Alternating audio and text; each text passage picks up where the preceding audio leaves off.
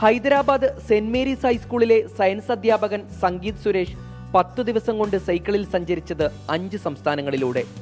അവധിക്കാലത്ത് നാട്ടിലേക്ക് തിരിച്ചെത്തുമ്പോൾ വ്യത്യസ്തമായൊരു യാത്ര നടത്തണമെന്നും അതിനൊരു സന്ദേശമുണ്ടാകണമെന്നും സംഗീത് നിശ്ചയിച്ചിരുന്നു. ഹൈദരാബാദിൽ നിന്ന് മെയ് 2 പുറപ്പെട്ടു.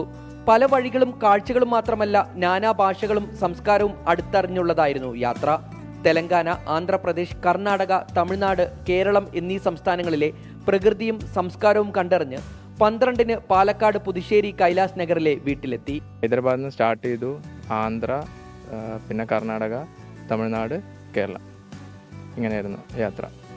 ഞാൻ കാണുന്ന ആൾക്കാരുടെ സൈഡിൽ നിന്നുള്ള സപ്പോർട്ട് വളരെ അടിപൊളിയായിരുന്നു. കാരണം എല്ലാവരും നല്ല രീതിയിൽ സഹായിക്കുന്നുണ്ടായിരുന്നു. കാരണം ഞാൻ സൈക്കിൾ ഓട്ടുന്ന സമയത്ത് എന്നെ ദൂരത്തുനിന്ന് കാണുമ്പോൾ ബോർഡ് വെച്ചിട്ടുണ്ടായിരുന്നു ഹൈദരാബാദ് ടു കേരള എന്നുള്ളത്. അപ്പോൾ ആൾക്കാർ ലൈക്ക് കുറച്ച് ദൂരം വെയിറ്റ് ചെയ്ത് എനിക്ക് വേണ്ടി വെള്ളം, ഫ്രൂട്ട്സ് ഇതൊക്കെ വാങ്ങിയിട്ടുണ്ടായിരുന്നു. പിന്നെ പെട്രോൾ പമ്പിലെ കാര്യം എടുത്ത് പറയണം, അവിടുത്തെ ആൾക്കാരൊക്കെ ഭയങ്കര സപ്പോർട്ടായിരുന്നു. കാരണം ആ സ്റ്റാഫിൻ്റെ ടോയ്ലറ്റ് വരെ എനിക്ക് തന്നു, ഒന്ന് ഫ്രഷ് ആവാനും എല്ലാം റെസ്റ്റ് ചെയ്യാനൊക്കെ. സോ ആൾക്കാരുടെ സൈഡിൽ നിന്ന് ഫുൾ സപ്പോർട്ടായിരുന്നു.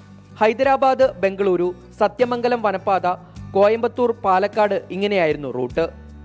28 വയസ്സുകാരനായ സംഗീതിന് അധ്യാപനം പോലെ തന്നെ പ്രിയപ്പെട്ടതാണ് സൈക്കിൾ യാത്ര. കഞ്ചിക്കോട് കേന്ദ്രീയ വിദ്യാലയത്തിലും കൊച്ചി സെന്റ് ആൽബർട്ട്സിലും കല്ലേക്കാട് വ്യാസ വിദ്യാപീഠം BEd കോളേജിലുമായാണ് പഠനം പൂർത്തിയാക്കിയത്. സൈക്കിൾ യാത്രയ്ക്ക് മാതാപിതാക്കളായ സുരേഷിന്റെയും ഗീതയുടെയും അധ്യാപികയായി ഒപ്പം ജോലി ചെയ്യുന്ന ഭാര്യ രേവതി നാരായണന്റെയും പൂർണ്ണ പിന്തുണയുണ്ട്.